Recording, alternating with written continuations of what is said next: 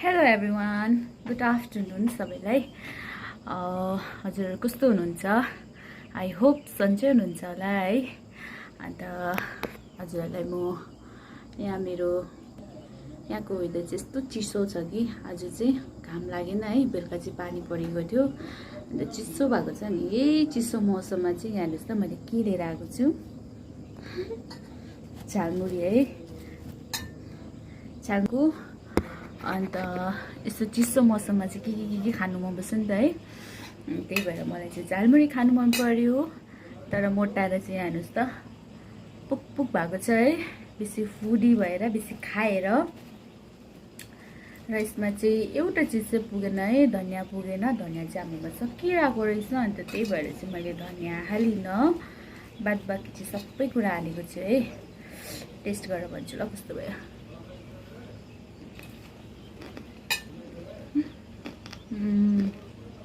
दामी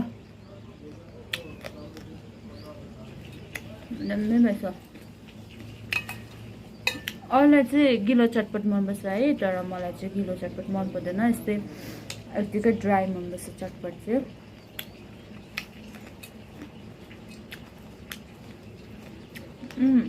आलु पनि मन पर्दैन मलाई।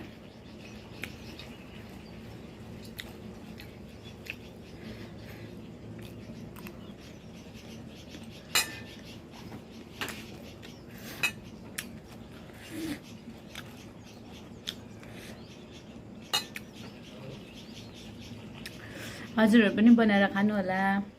बाई।